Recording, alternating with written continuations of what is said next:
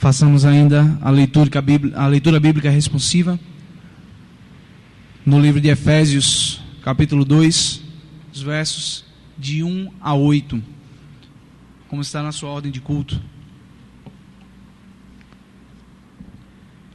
E vos vivificou, estando vós mortos em ofensas e pecados.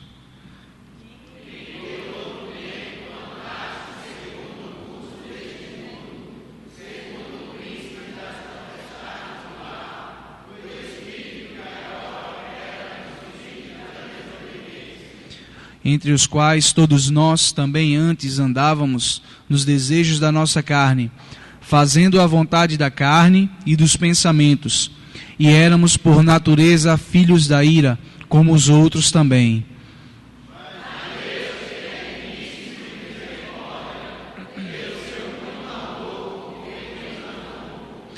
Estando nós ainda mortos em nossas ofensas, nos vivificou juntamente com Cristo. Pela graça sois salvos.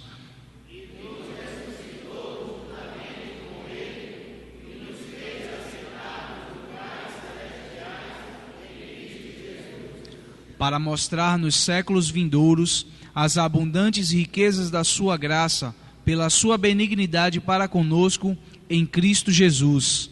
Porque pela graça sois salvos por meio da fé. E isto não vem de vós, é dom de Deus. Amém? Hino 192, só por Jesus.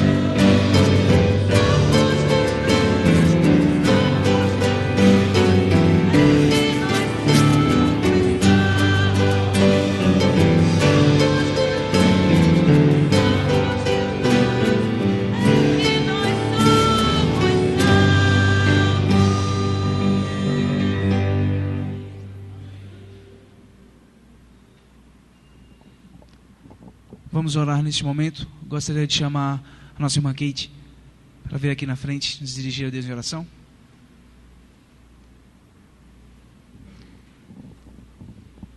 Irmã Kate?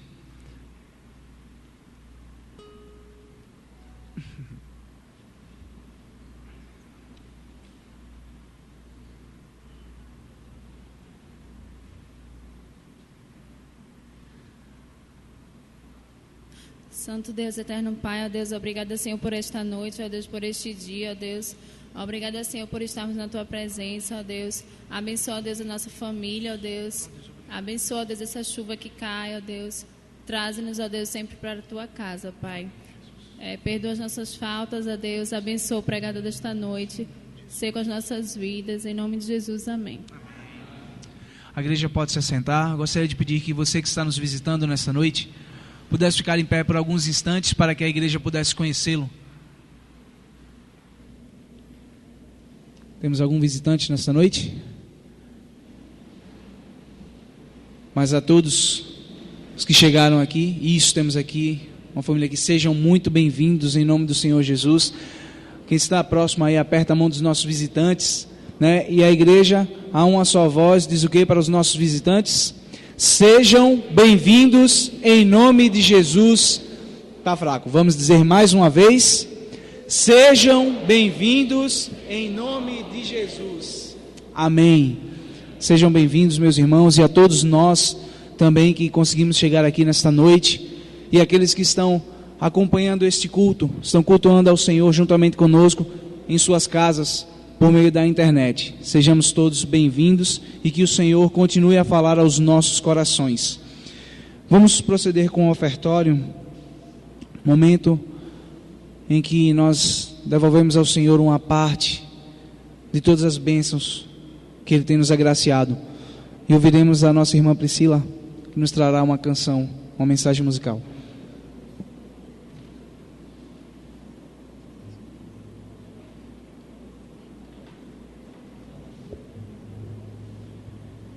Senhor nosso Deus e Pai, somos, Senhor, agradecido ao Senhor por mais essa oportunidade, Senhor, de estarmos na Tua casa para louvar e engrandecer o Teu nome, Senhor.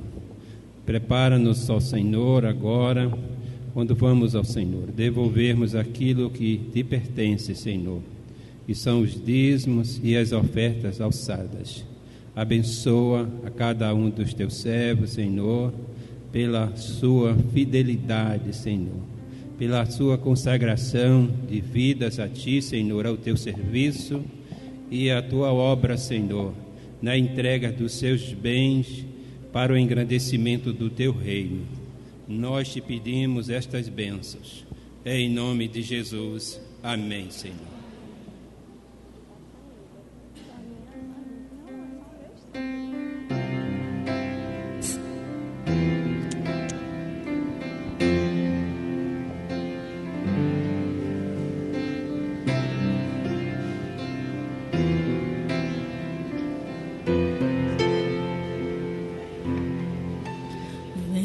Encher-me, ó Espírito de Deus, ministrar a minha vida ao Teu querer. Já sinto Teu mover, Tua graça, Teu poder, o fluir da Tua presença em meu viver. Vem encher-me, ó Espírito de Deus, ministrar a minha vida ao Teu querer.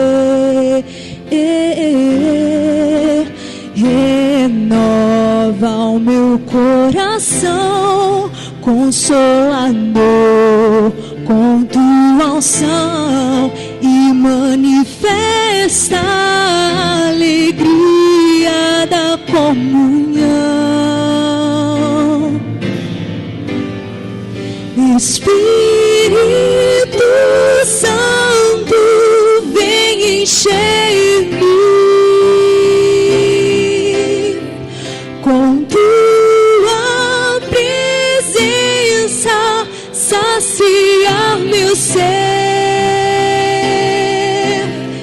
nas tuas asas vou voar, nos teus rios mergulhar,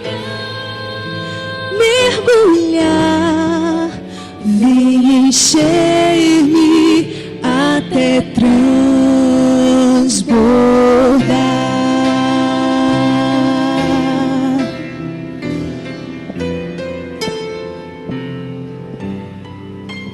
Vem encher-me, ó Espírito de Deus, ministrar a minha vida o teu querer.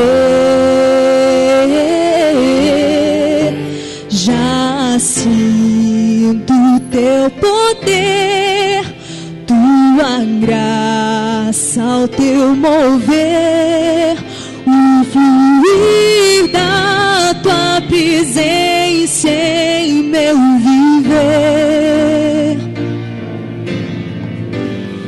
Encher-me, ó Espírito de Deus, ministrar a minha vida o teu querer. Renova o meu coração, consolador, com tua unção, e manifesta a alegria da comunhão. Espírito Santo, vem encher-me com tua presença, saciar meu ser. Nas tuas asas vou voar, nos teus rios mergulhar,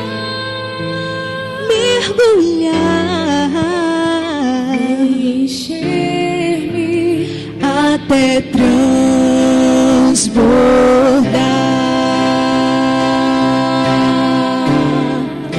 Espírito Santo, vem encher-me com tua presença, saciar meu ser. Nas tuas asas vou voar, nos teus rios mergulhar. vem encher-me até transbordar.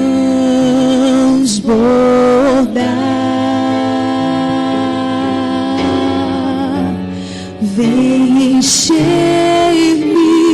até transbordar.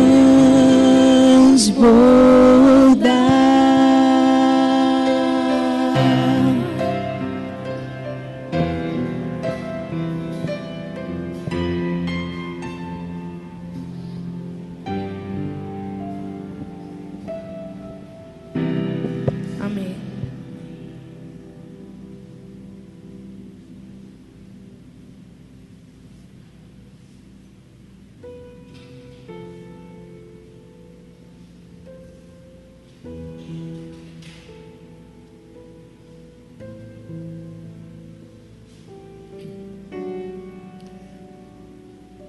Pai querido, nós te agradecemos, Senhor, pela grande oportunidade, Deus, de termos chegado aqui nessa noite para glorificar e exaltar o teu santo nome.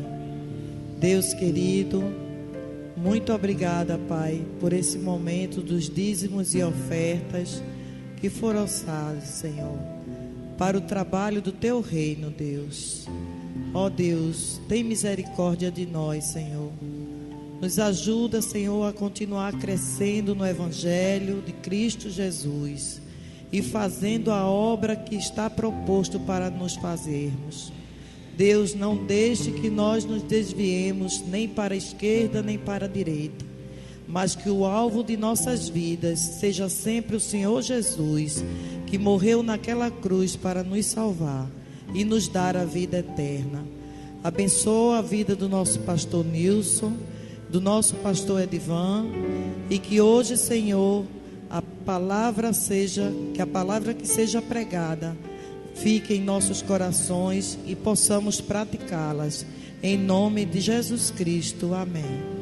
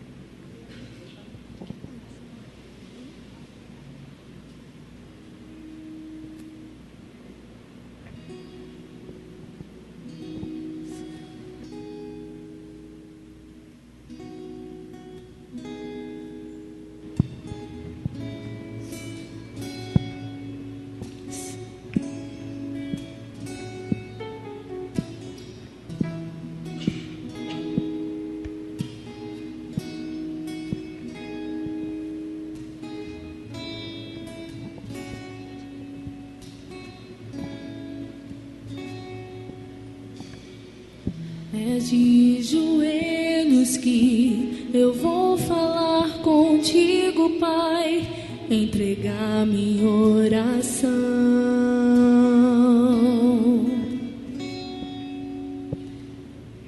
e aos teus pés me humilhar e derramar o meu coração.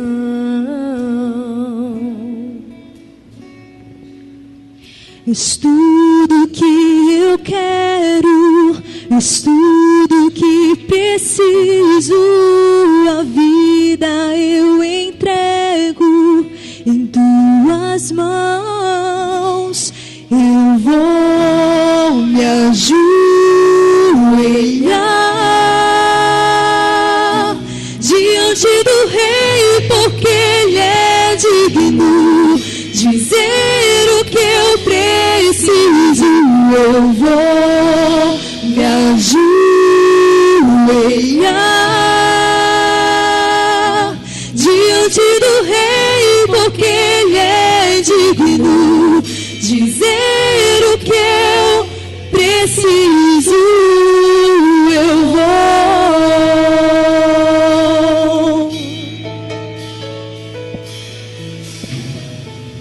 É de joelhos que eu vou falar contigo, Pai, entregar minha oração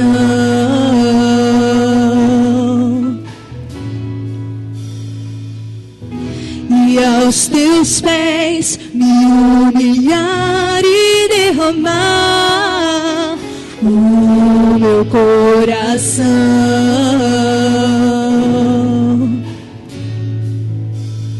És tudo que eu quero, és tudo que preciso.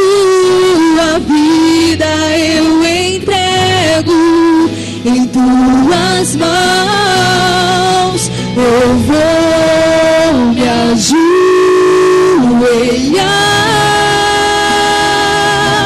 diante do Rei, porque Ele é digno.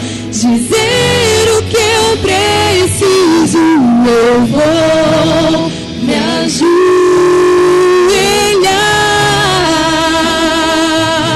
diante do Rei, porque Ele é digno. Dizer o que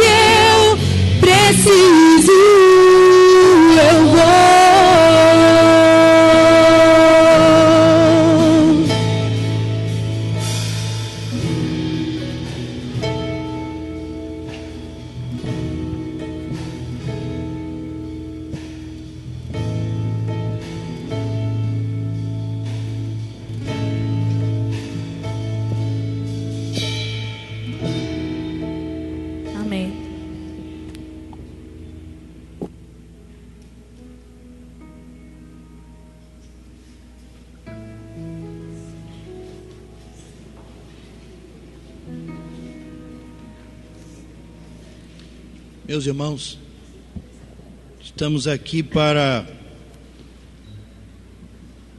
ouvir a palavra de Deus e para glorificar a Deus que nos dá a sua palavra, que nos dá a vida no seu nome. Quero informar os irmãos que amanhã de manhã será o sepultamento da senhora Alice, a mãe da irmã Delma, a avó de Gisele. Ela faleceu hoje. O sepultamento será amanhã às 11 horas no cemitério de Santo Amaro. Nós estaremos ali e louvaremos a Deus pela vida da sua serva, a irmã Alice, e estaremos com a família também, com a palavra de Deus, tentando consolar os corações. Irmãos, os nossos jovens estão informando que a cantina é missionária. Se você quiser participar de missões comendo, é uma boa pedida. Preços missionários, cantina missionária, logo após o culto, você poderá se dirigir aqui à nossa cantina missionária. Meus irmãos, vamos conversar um pouco sobre Efésios capítulo 2 e outros textos, mas eu quero também considerar a parábola do filho pródigo em Lucas capítulo 15. Mas aí nós estaremos entre os dois textos. Vamos considerar também que Paulo, ele está pensando em estabelecer na sua igreja, ou na igreja de Éfeso, uma nova vida, um novo viver ali na igreja de Éfeso. E ele está propondo um novo tempo, um novo começo. A ideia de Paulo é aquela de 2 Coríntios 5,17, assim que se alguém está em Cristo, nova criatura é. Vamos dizer juntos? Assim que se alguém está em Cristo, nova criatura é, as coisas velhas já passaram, e eis que tudo se fez novo. A ideia de Paulo é essa, e ele fala de um tempo em que nós andávamos aprisionados pelos nossos pensamentos e pela nossa carne. E ele está propondo um novo começo. A ideia é essa. Não é uma ideia nova de Paulo, é uma ideia de Jesus. Jesus diz a Nicodemos: necessário vos é nascer de novo. Então é um novo começo. E é aí que eu quero ilustrar essa história, ou essa palavra, com a parábola do filho pródigo, que é tão conhecida dos irmãos. Um pai tinha 2 filhos, e um deles, mais ousado, ele disse ao pai: dê-me a parte da fazenda que me cabe, que eu vou embora. E o pai, ajuntando tudo, dividiu entre eles, e ele, ajuntando tudo, foi embora para um país distante. E lá ele viveu dissolutamente, viveu do jeito que queria, da maneira que achava conveniente, e gastou compulsivamente o dinheiro que tinha recebido por herança. E quando ele estava sem nenhuma moeda, ele foi procurar emprego. Encontrou um homem que trabalhava, que tinha uma fazenda de porcos, que também não era rico. Tinha uma fazenda de porcos, um sítio. E ele foi cuidar dos porcos daquele homem. E nem a comida dos porcos ele podia comer. Ele tinha fome, e na hora não chegava a comida dele, a comida apropriada para ele, e ele pensava em comer a comida que davam aos porcos, que ele mesmo dava aos porcos. Mas nem isso ele podia comer. Já era narração para os porcos. Foi aí que esse homem lembrou-se do pai dele. Lembrou-se da casa do pai dele. E ele disse: quantos trabalhadores de meu pai têm fartura e eu aqui pereço de fome? Vou me levantar e vou ter com meu pai e vou dizer-lhe: pai, pequei contra o céu e diante de ti já não sou digno de ser chamado teu filho, trata-me como um dos teus trabalhadores. E ele levantou-se e foi. E quando ele ia chegando perto da sua casa, o pai viu ele de longe, correu e jogou-se em cima dele, o abraçou e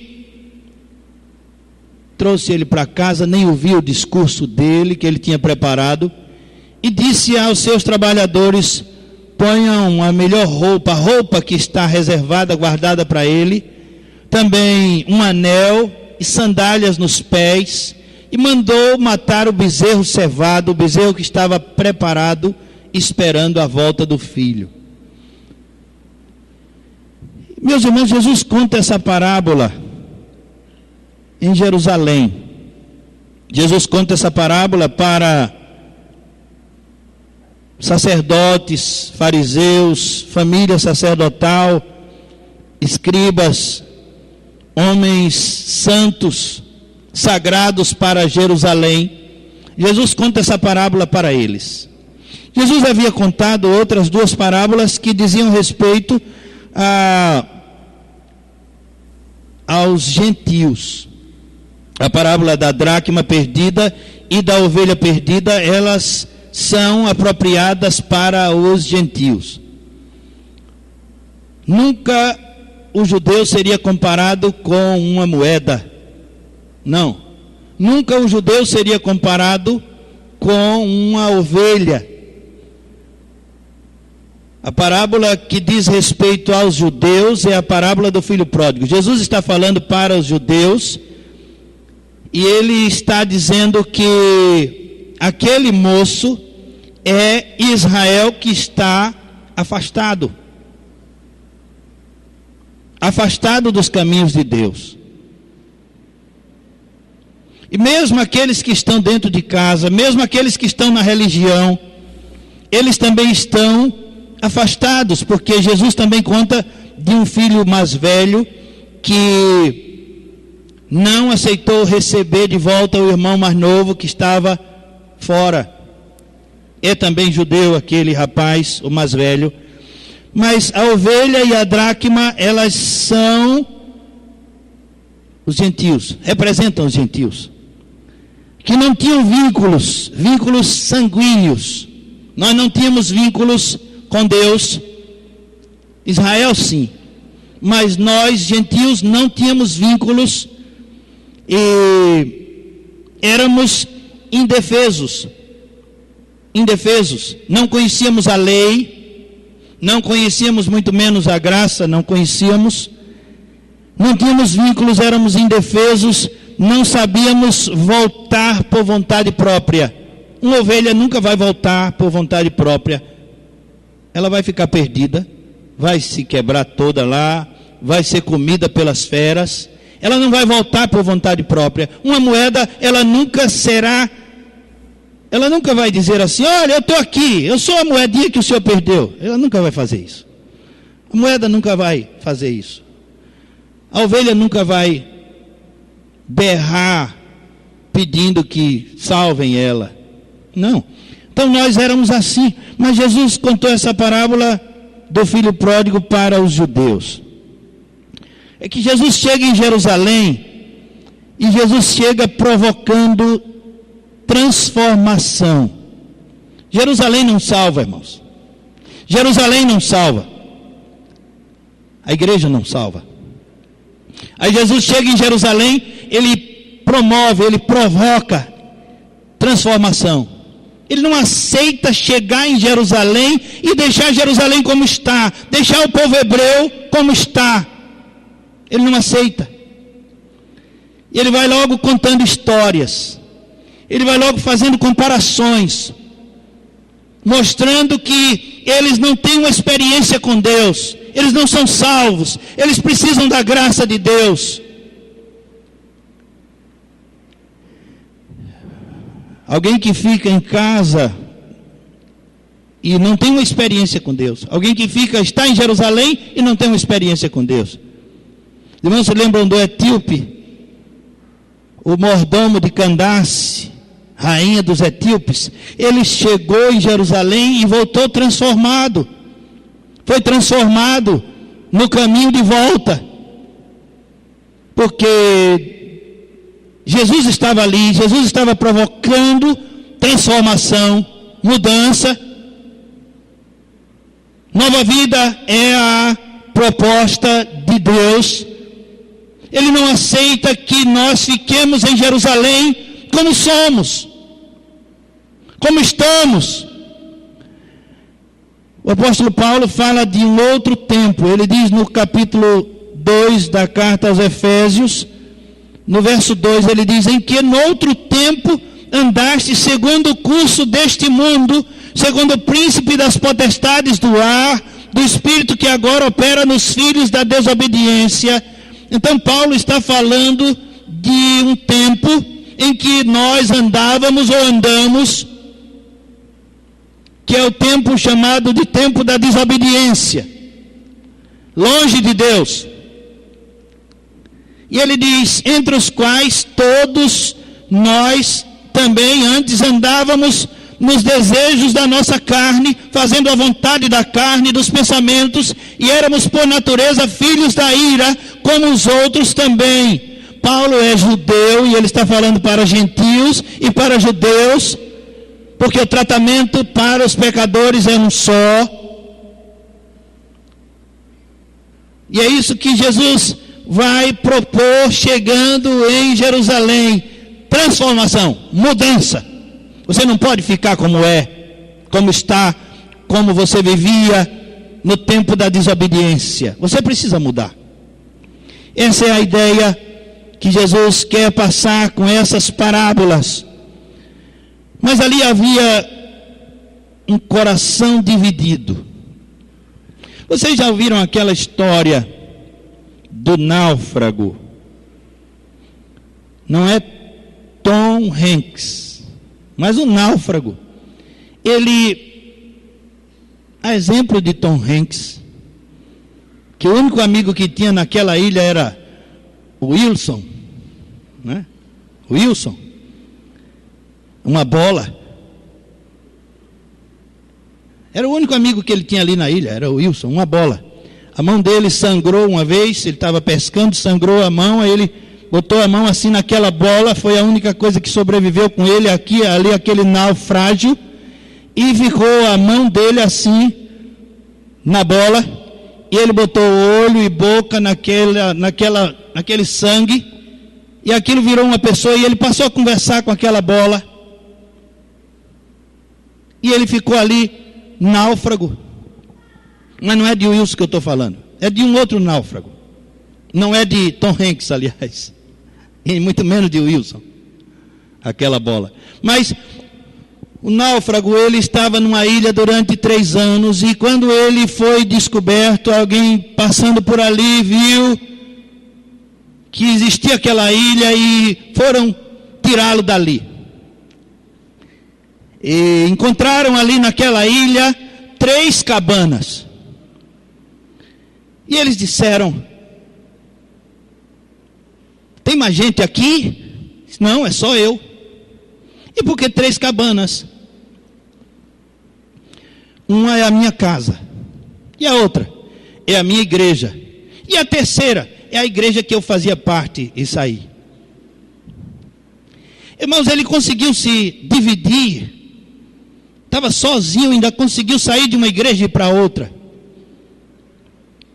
Aquele rapaz, ele tinha o pai dele e o irmão dele, que eram a sua carne, o seu sangue, e ele resolveu sair. Ele resolveu ir embora. Tem gente assim, dividido, coração partido, ele tem problemas consigo mesmo. E quem é que não tem, não é? Quem é que não tem problema consigo mesmo? Eu tenho muitos problemas comigo. De vez em quando eu estou com raiva de mim. Mas aquele rapaz, ele conseguiria se dividir numa ilha sozinho. Ele, o pai dele e o irmão dele, e mesmo assim ele resolve ir embora. Muita gente sai da igreja e se divide por isso ou por aquilo, mas coração dividido. Ali naquela fazenda havia 3 igrejas: a igreja do irmão mais velho, a igreja do irmão mais novo e a igreja que era o pai. O pai era o centro, o objetivo, a graça. Era o pai. Era o pai. Não é a igreja, não é Jerusalém. O objetivo é o pai. Por isso que Jesus disse que ele caindo em si, quando você cair em si, você vai dizer: levantar-me-ei e irei para onde? Para o meu pai. O pai é o centro, o pai é o objetivo, o pai é a graça. Quando você cair em si, você vai procurar o seu pai. Não vai procurar uma religião, você não vai procurar uma igreja, você não vai procurar uma fé. E você sabe que tem gente que fede mais e tem gente que fede menos, não é? É. Nenhuma está procurando um filme que a gente assistiu quando era bem jovem ainda. Fé demais não cheira bem. Já assistiu esse? Quando você vê alguém com muita fé, fazendo um estardalhaço muito grande, fé demais não cheira bem. É com Steve Martin, se você quiser achar e depois presentear ela, eu vou assistir com ela. Fé demais não cheira bem, com Steve Martin. Mas, irmãos, coração dividido.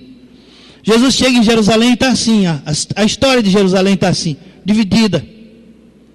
E o pior é que quando Paulo planta a igreja de Corinto, mais à frente, Paulo vai escrever na sua carta dizendo: vocês dizem eu sou de Paulo, eu sou de Apolo, eu sou de Pedro, eu sou de Cristo. Eles estão divididos.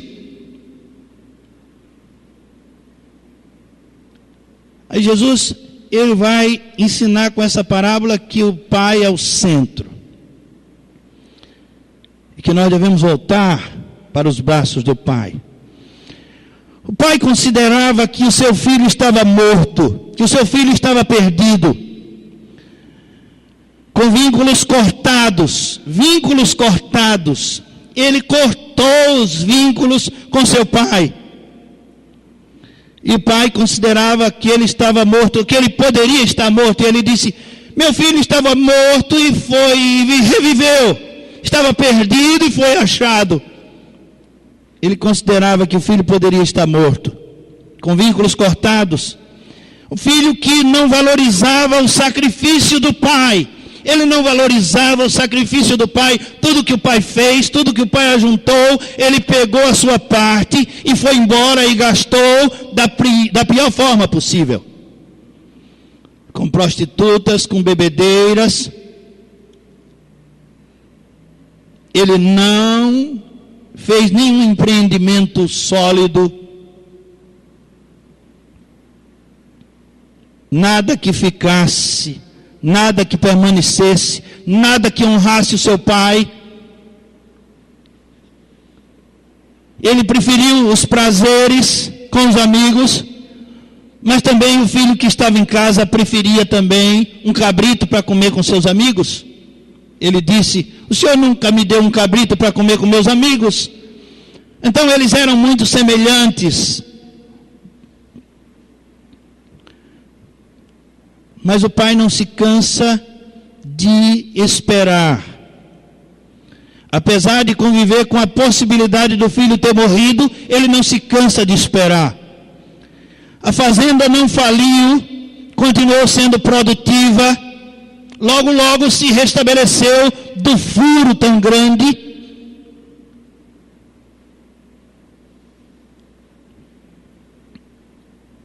O filho,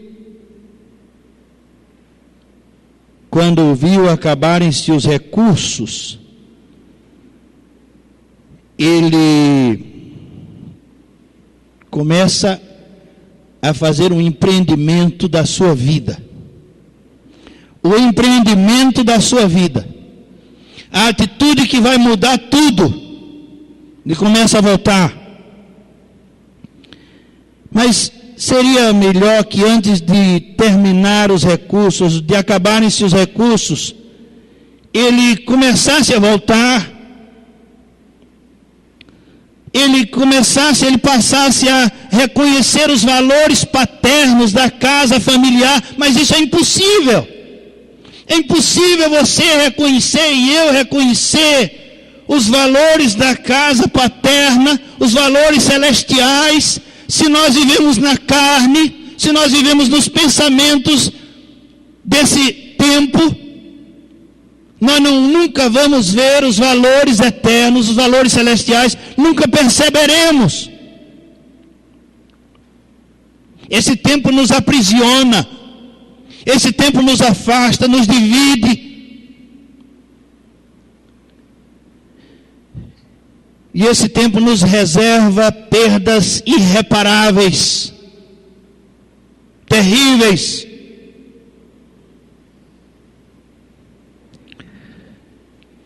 Mas o filho voltará reconhecendo as suas falhas e confessando os seus erros, quando acabar a última moeda.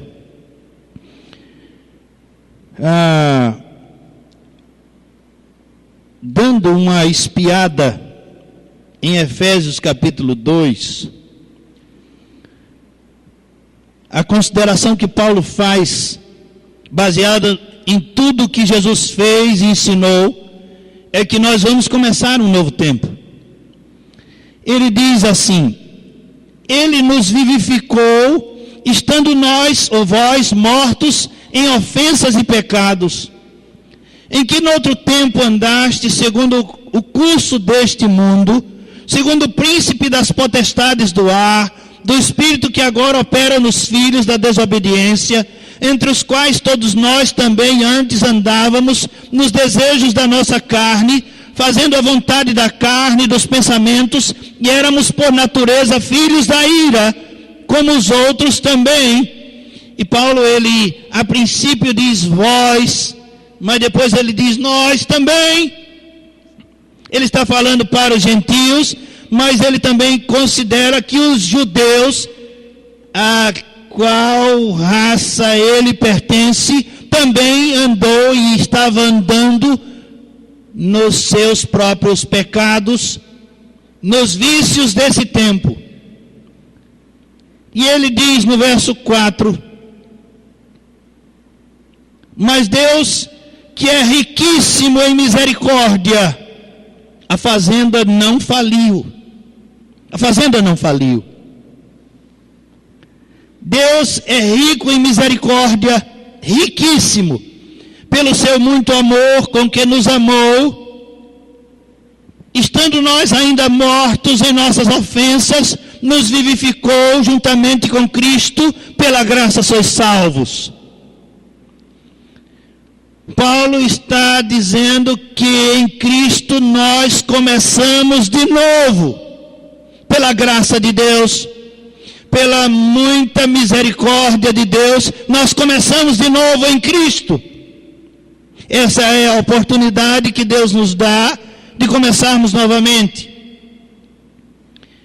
Verso 6, e nos ressuscitou juntamente com Ele, e nos fez assentar nos lugares celestiais em Cristo Jesus. E Paulo escreveu essa carta vivo. Paulo não estava morto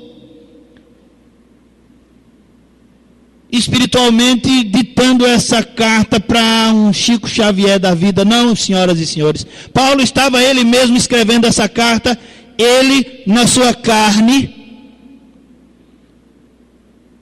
com a sua própria mão, com a sua mente. Ele estava escrevendo essa carta, porque nós sabemos que espírito não transmite nada lá do outro lado? Se alguém está ouvindo alguma coisa lá do outro lado, corra para Jesus, porque é o diabo que está falando. Se arrepie todinho e corra para Jesus. Caia em si urgentemente. Paulo está escrevendo essa carta de próprio punho, e ele está dizendo que Jesus, Deus, nos ressuscitou juntamente com Cristo, e Ele nos fez assentar nos lugares celestiais em Cristo Jesus. Eu estou dizendo que Paulo estava vivo, porque Paulo está dizendo que já está assentado nos lugares celestiais.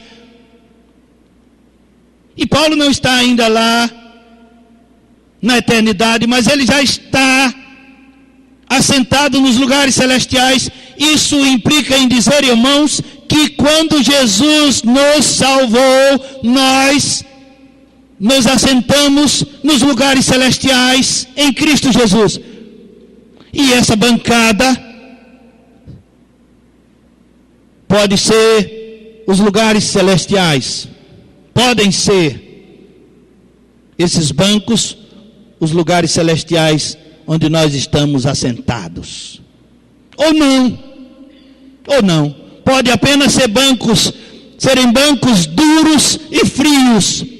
Mas para mim e para você que tem uma experiência com Deus, essa bancada pode se tornar lugar celestial.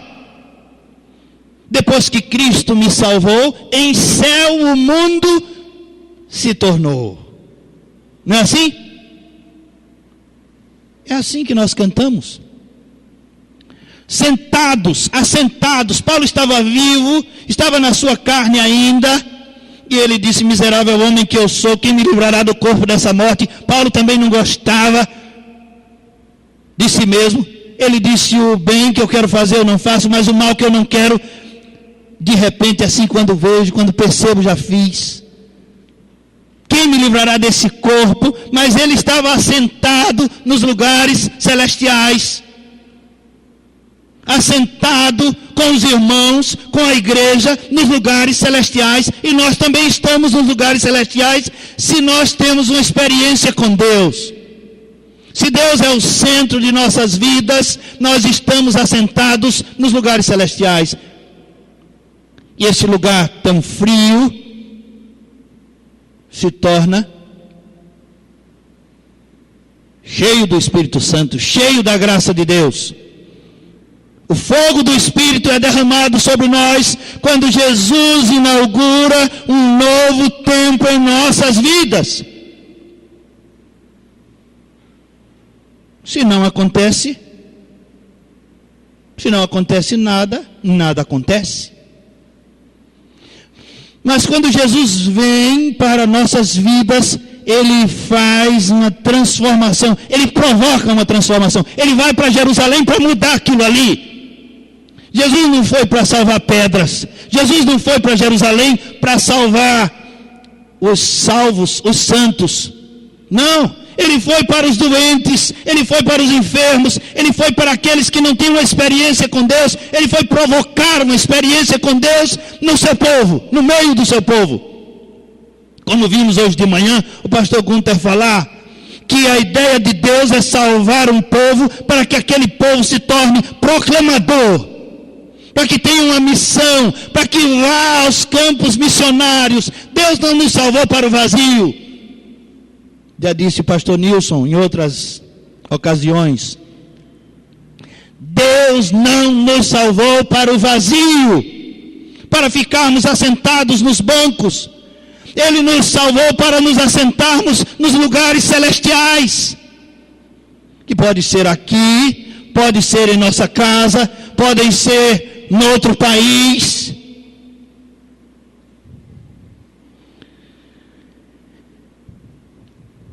Nos ressuscitou juntamente com Ele e nos fez assentar nos lugares celestiais em Cristo Jesus.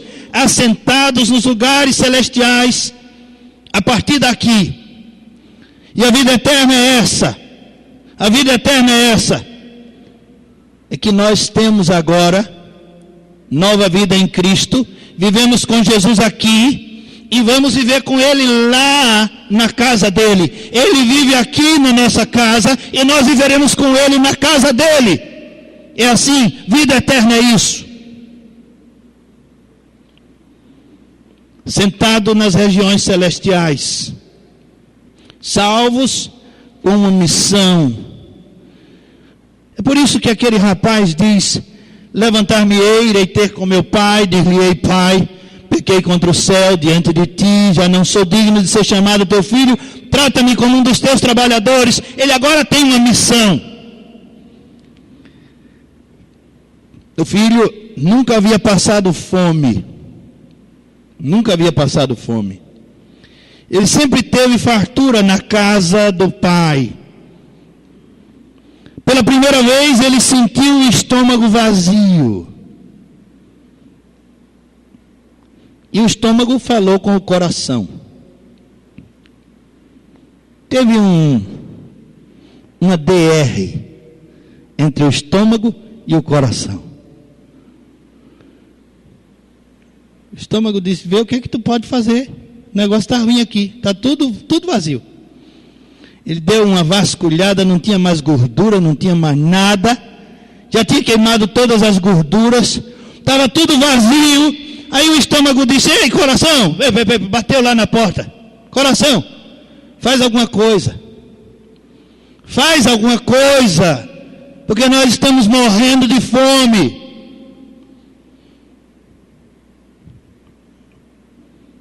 Agora você sabe o perigo do estômago cheio? É que o estômago cheio faz dormir o coração. O estômago vazio acorda o coração.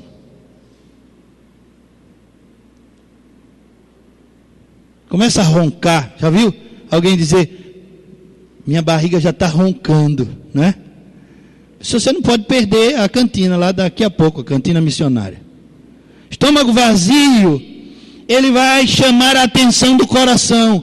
Por isso que é importante o jejum. Estômago cheio faz dormir o coração. Estômago vazio acorda o coração. E aí aquele rapaz, ele vai ser incomodado pelo seu próprio coração. E vai começar um tempo novo. Novo tempo.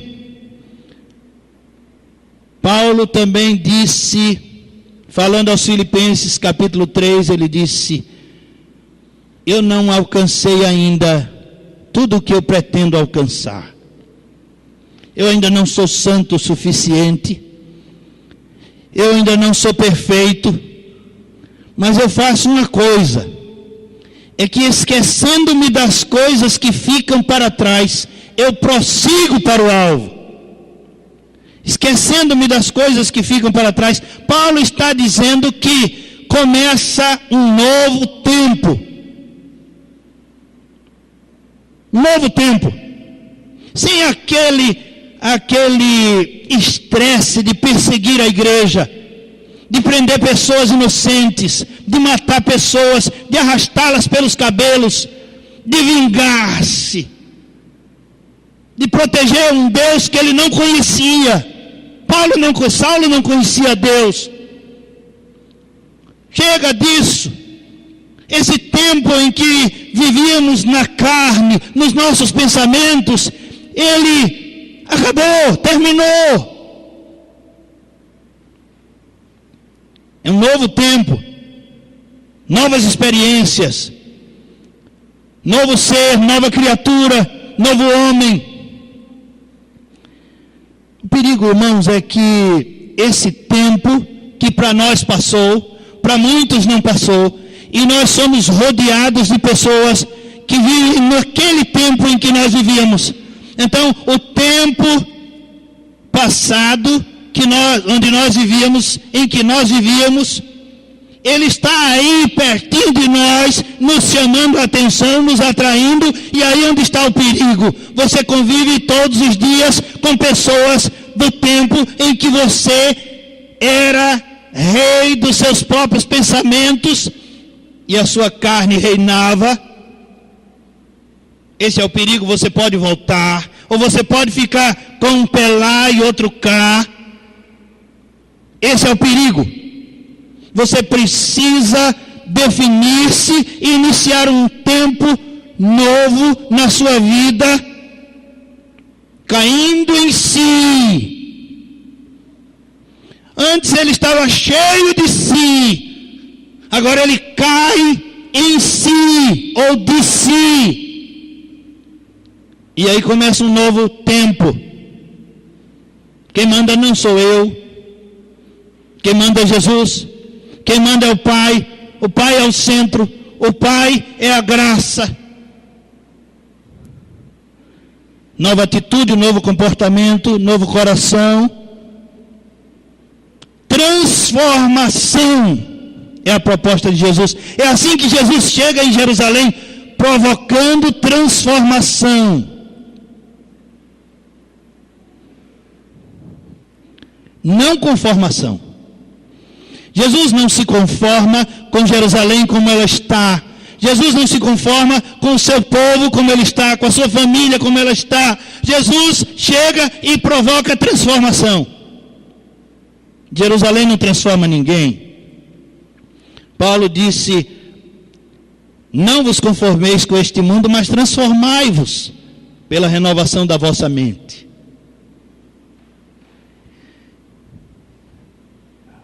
Novo tempo deixa de si a capa, o cântaro, as redes. Nega-se a si mesmo, nega-te a ti mesmo. Se alguém quer vir após mim, negue-se a si mesmo. Tome cada dia a sua cruz e siga-me, disse Jesus. Bartimeu deixou a capa. A samaritana deixou o cântaro. Os filhos de Zebedeu deixaram as redes. Aquele rapaz não tinha nada para deixar, voltou para a casa do seu pai. Levantar-me-ei e irei ter com meu pai. A ordem do Senhor é: arrependei-vos. Jesus, no final de cada parábola do capítulo 15, diz que Deus, nos céus, os anjos se alegram por um pecador que se arrepende, mais do que por 99 justos que não precisam de arrependimento. A ordem do Evangelho é: arrependei-vos, ou arrependam-se. Deus chega na nossa vida, irmãos, com autoridade. Deus chega nas nossas vidas com solução. Deus chega na nossa vida com perspectiva. E tudo isso, autoridade, solução e perspectiva, cabem dentro dessa ordem. Arrependam-se. Deus, ele é autoridade para dizer a mim e a você: arrependa-se. Um dia eu disse à minha mãe: eu nunca pedi nada à senhora. A senhora faz tudo por mim porque a senhora quer. Eu nunca lhe pedi nada. E eu tinha 10 anos. Eu fui muito mal com a minha mãe, muito mal. Eu não estava querendo pedir desculpa a ela.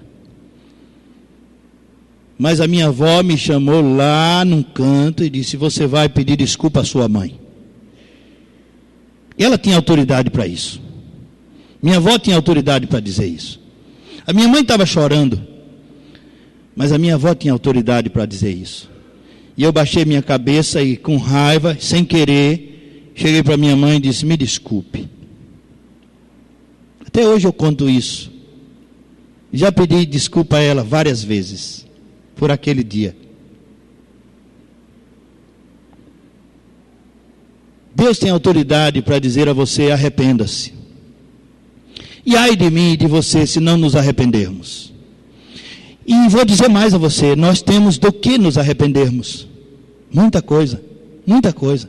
Eu não conheço você, eu não sei do que você é capaz, do que você fez, eu não sei. Mas eu e você, nós temos muita coisa ainda que prestar conta, que arrepender.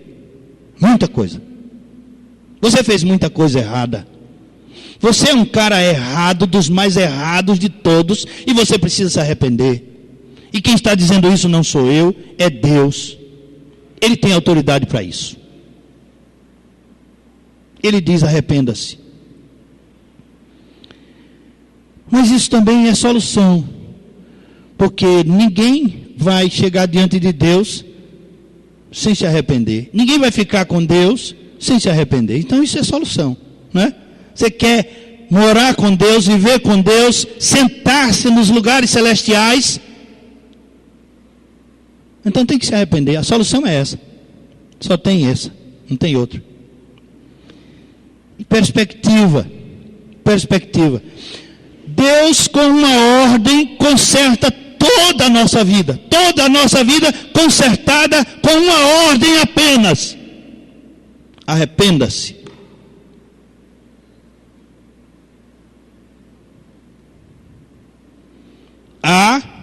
É não. É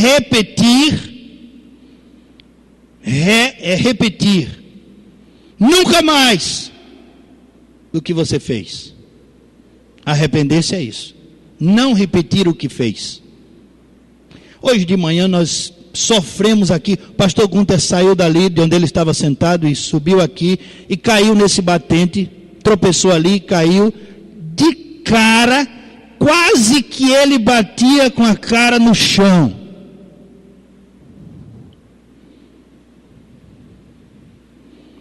Eu tremi, gelei. Os irmãos ficaram todos querendo segurar o homem ali. O homem com 83 anos, já teve um AVC. Irmãos, e o pior é que Deus precisa dele tanto ainda. Já pensou se ele tivesse batido aqui nessa esquina com a cabeça? Deus precisa tanto dele. Uma coisa eu sei, nunca mais ele vai esquecer de Rio Doce. É como a esposa de Paulo César, do Grupo Logos. Nunca mais ela vai esquecer de Rio Doce, da nossa igreja. Sabe por quê? Porque ela veio aqui uma vez cantar e alguém levou a bolsa dela, com todos os documentos, com cartões de crédito. Nunca ela vai esquecer de Rio Doce. Nunca. Pastor Gunter nunca vai esquecer da gente, ele ia caindo aqui. Ficou marcado. Você quer que alguém se lembre? Dê uma pesada nele, derrube ele aí. Bom, agora não, deixa para o final. Mas, irmãos, sabe o que é que Deus precisa do pastor Gunter? Ele está traduzindo citações do Novo Testamento do Antigo Testamento. Ele traduziu todo o Novo Testamento e agora está traduzindo citações do Antigo Testamento no Novo Testamento para a língua xerente. Então Deus precisa dele, ele não pode morrer agora. Aí eu disse a ele: pastor Gunter, já que o senhor não pode morrer agora porque está fazendo esse negócio, quando estiver terminando pertinho, o senhor arranja outra tradução. Aí o senhor vai viver, né? Vai viver tanto que é assim. Deus não vai deixar ele morrer agora. Uma vez eu fui levar o pastor Feliciano Amaral, lá na cidade de Rio Formoso. Aí eu tive que correr um pouco mais por causa do tempo que nós estávamos atrasados. Ele ia cantar num culto lá em Rio Formoso, na primeira igreja. E o menino que estava conosco disse assim: pastor, você vai matar o pastor Feliciano desse jeito? O pastor Feliciano já tinha 92 anos. E aí eu disse, pastor, se o senhor quiser eu diminuo um pouquinho. Ele disse assim: pode chutar, pastor, pode correr, porque Deus já me disse que eu não vou morrer em carro velho. Não podia correr. E nós estávamos num golzinho meio amassado, e chegamos lá, graças a Deus, deu tudo certo. Ele cantou umas 15 músicas, foi uma bênção. Mas irmãos, o pastor Gunter ia caindo aqui, não caiu, graças a Deus, voltou para o lugar dele. Aí eu estava sentado ali, na hora dele vir pregar, ou subir para apresentar a esposa dele, que ele veio primeiro orar pelo pastor Nilson, depois ele veio para apresentar a esposa dele que ia falar. Aí quando ele foi subir, todo mundo ficou com medo de novo, mas eu disse a Marlone ali: esse homem não é do tipo que cai 2 vezes no mesmo lugar.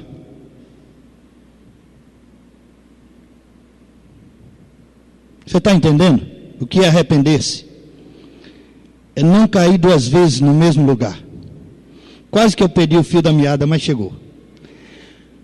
Se arrepender é não cair 2 vezes no mesmo lugar. A ordem é: arrependa-se. Autoridade, solução e perspectiva. Você quer se assentar nos lugares celestiais? Não sou eu que consigo a senha. Não sou eu. Não sou eu que consigo a senha. Foi Jesus que comprou o nosso lugar. Nós vamos cantar aquela música que cantamos no primeiro culto. Mandil-se, nós cantamos o hino número 31 do cantor cristão. Nós vamos cantá-lo novamente. Tu deixaste, Jesus, o teu reino de luz e baixaste este mundo tão vil. Vem, Jesus, habitar comigo. Vamos cantar? E eu convido os irmãos a se colocarem de pé. Nós vamos cantar. Cantar com força, cantar com vontade. Cantar com os anjos. Vamos cantar com os anjos. Já pegou?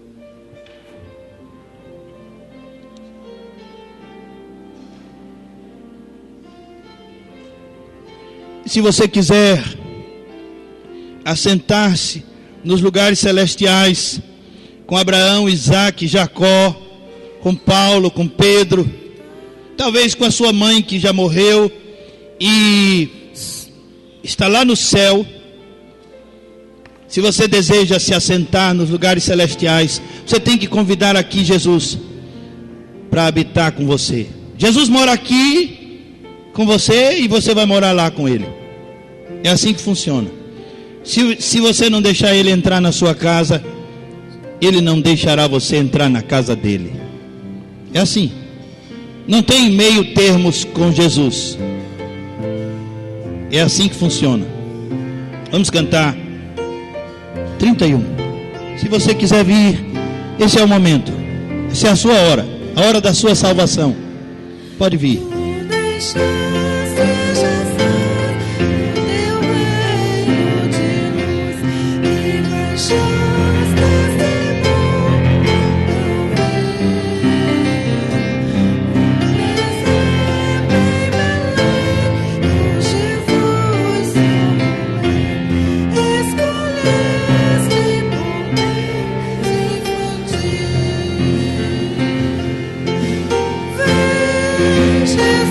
Jesus.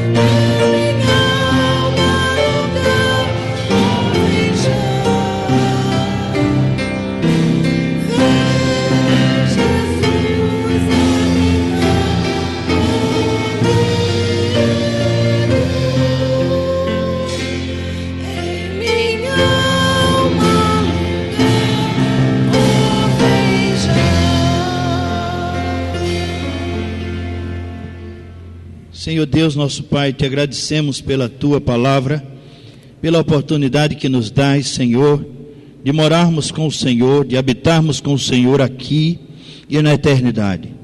Graças te damos pelo teu sangue vertido na cruz, pela tua graça, Senhor, pelas tuas misericórdias, pelas tuas ricas misericórdias. Santifica-nos para ti mesmo, Senhor. Enche-nos do teu amor, da tua graça e das consolações e da comunhão do teu Santo Espírito, porque nós oramos no doce nome de Jesus. Amém, Senhor, amém. Irmãos, podem se assentar. Nós vamos ouvir mais uma vez os jovens e assim estaremos nos despedindo.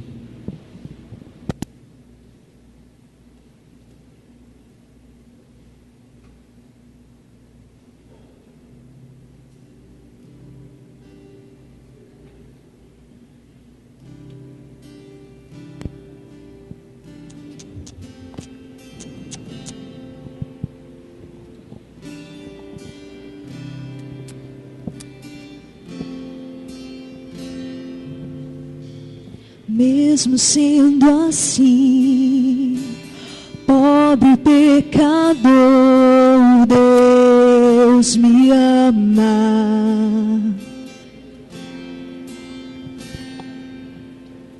Mesmo sendo falho, mesmo sem merecer, Deus me ama.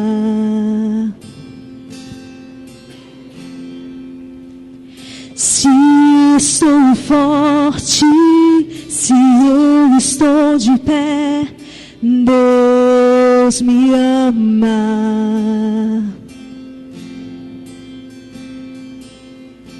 Se estou fraco, se eu estou caído, Ele não deixa de me amar.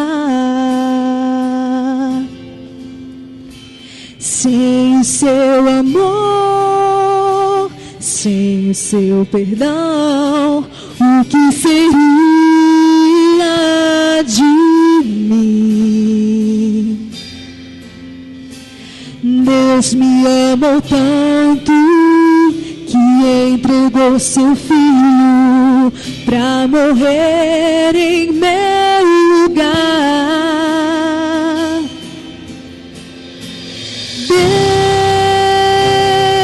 Deus me ama e seu amor é tão grande e incondicional. Deus me ama e Ele está sempre de braços abertos para mim.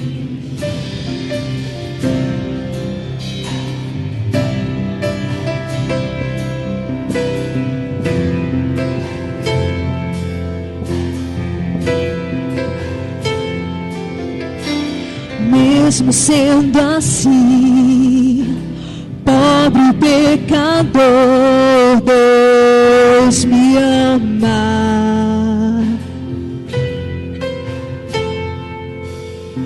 Mesmo sendo falho, mesmo sem merecer, Deus me ama.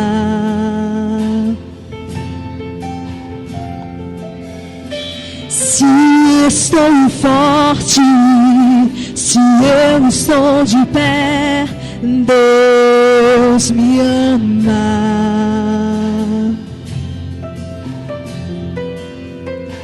Se estou fraco, se eu estou caído, Ele não deixa de me amar. Sem o seu amor, sem o seu perdão, o que seria de mim? Deus me amou tanto que entregou seu filho para morrer em meu lugar. 'Deus